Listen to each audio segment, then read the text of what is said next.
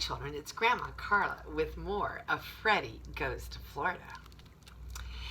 At the first glimmer of daylight next morning, Charles awoke. He stretched his wings and flapped them a couple times, and then, before he knew what he was doing, gave a loud crow. He had perched on a limb of the oak tree, and just under him, Hank was standing fast asleep.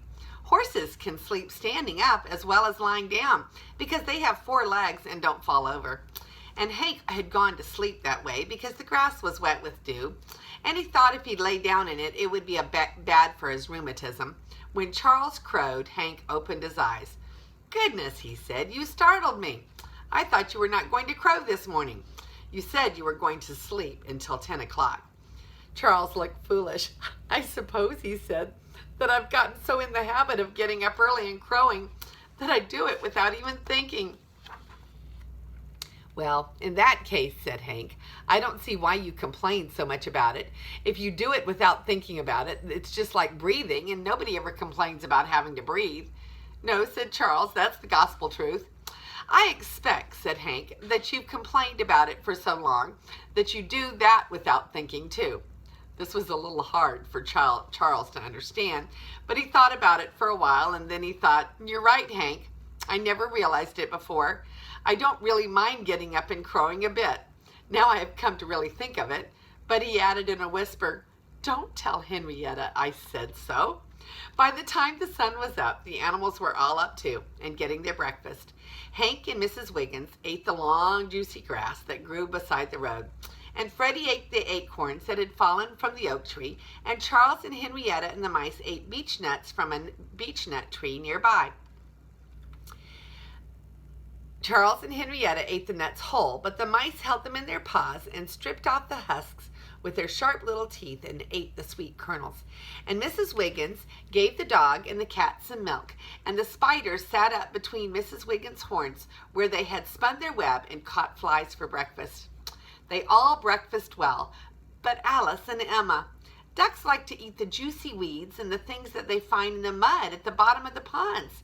But of course there wasn't any pond handy, so Alice and Emma ate a few beech nuts that the mice shelled for them and said that they would have to wait for the rest of their breakfast until they came to the river. It was not until early in the afternoon that they came along down a long hill to another valley and found a wide, swift river that the robins had marked on the map. Here they sat down and rested while the ducks dived for their meal in the shallow water under the bank. Mrs. Wiggins was so very much interested in the diving. "I do wish I could do that," she said. "Just think how exciting it must be to be down among the fishes and see all of the queer things that grow on the bottom, and look up at the sky through the green water." She said she had been leaning over the edge as she talked, and all of a sudden the bank gave way, and down she went into the water with a terrible splash. And there she was, sitting in the river with the water up to her neck. The animals all rushed to help pull her out, but they could do nothing for her, for she was quite helpless with laughter. She laughed and she laughed.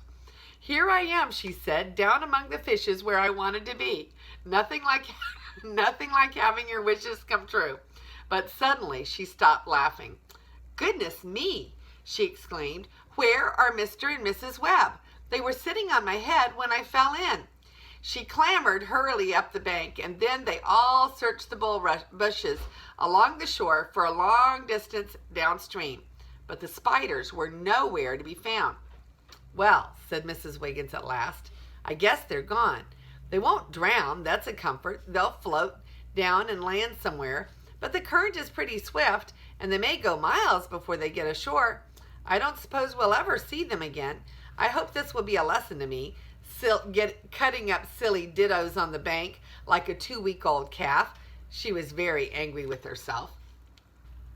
And here is a picture of Mrs. Wiggins falling into the water and laughing at herself.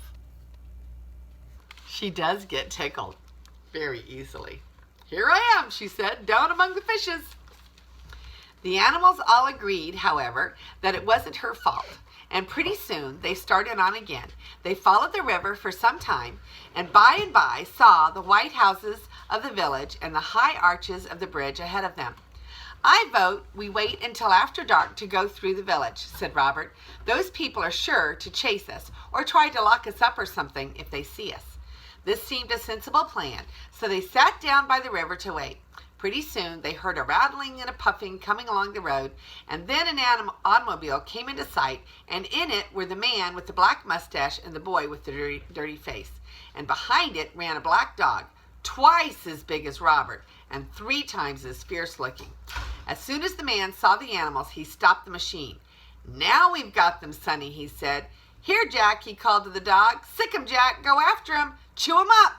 The dog growled and bounded across the road, but Mrs. Wiggins lowered her horns and shook them threateningly, and Robert barked, and the cat arched his back and spat, and even Freddy squealed angrily, and the dog stopped.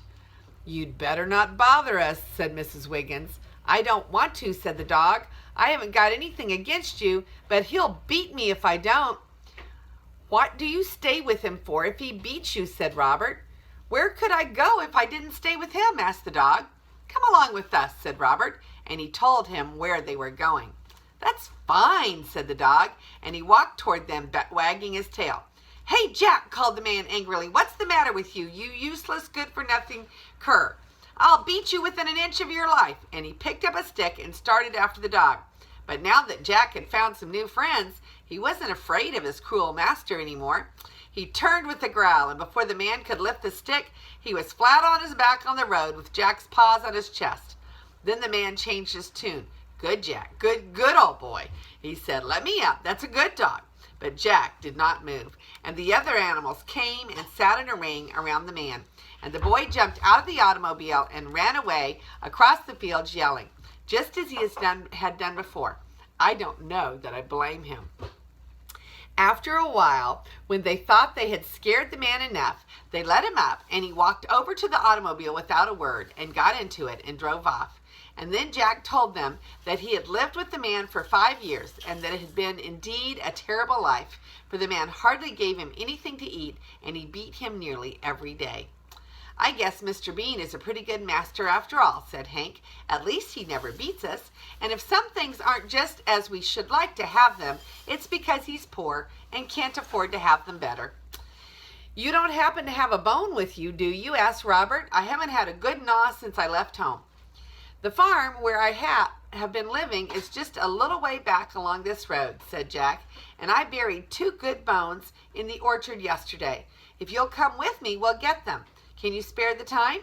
"There's plenty of time," said Robert, "because we can't start on until after dusk." So the 2 dogs raced off together to get the bones.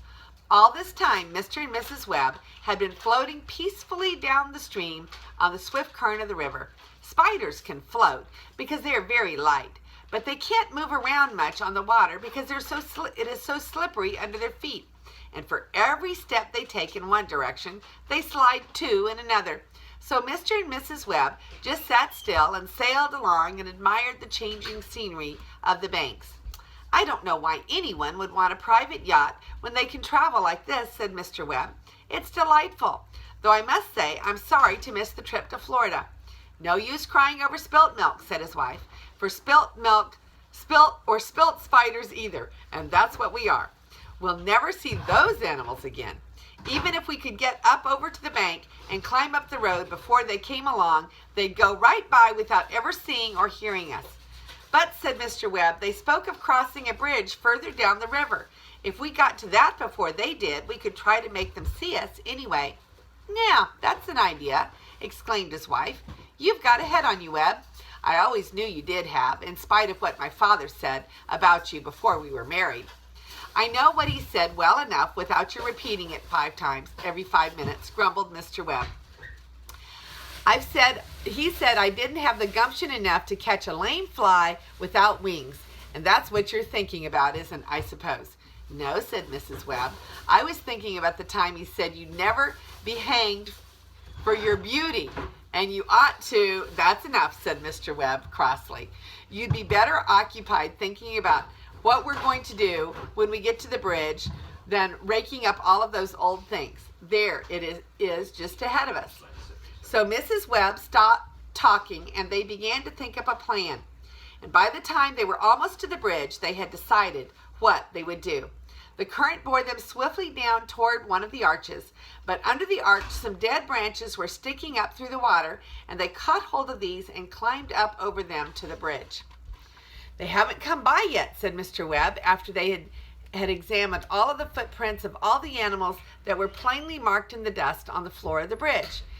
"There have been some horses and dogs along here today, but no cows or pigs or cats or ducks." So they both climbed up to the iron beam on one side of the bridge, and each of them fastened the end of a thread to the beam, and then they dropped down, spinning out the thread as they went, and carried across the bridge and fastened the other end to the iron beam on the other side. They did this several times until they had a bridge of threads strong enough to hold them both right across the roadway and about 10 feet above it. Then they walked out to the middle of it and waited. Of course, they did not know that the animals had decided to wait until after dark to cross the bridge, and by the time the sun had gone down and the stars had begun to wink out and the lights to twinkle in the houses, they commenced to be worried. But there was nothing to do but wait, and at last they heard the shuffle and the patter of many paws and hoofs, and the animals came down the road and onto the bridge. They were walking as quietly as possible so that the people in the houses would not hear them, but spiders can see in the dark, and when Mrs. Wiggins' nose was just under them, they each slid spinning down a thread and landed on it. Mrs. Wiggins gave a tremendous sneeze that nearly blew them off, for they had tickled her nose dreadfully, and they hung on tight. "Dear me," said Mrs. Wiggins, "I do hope I'm not getting a cold, being out so late in the night air." But Mr. Webb had crawled up close to her ear, and he said, "It's us, Mrs. Wiggins, the Webbs. We waited for you on the bridge." Then Mrs. Wiggins told the other animals what had happened, and they were so glad that they gave a loud cheer, and they all said how happy they were to have the Webbs there with them again, and how clever the spiders were to have thought of such a good scheme. And all the villagers came to their doors and looked out to see what the noise was, but by this time the travelers were across the bridge and did not care. That night they camped in a deserted barn, and were lucky they did, for toward morning a heavy shower came up. But the roof was still good, and though most of them woke up when the rain started, they were dry and warm, and soon they went back to sleep again with the pleasantest sound in the world in their ears, the soft drumming of rain on shingles. And this is Grandma Carla, and I love you.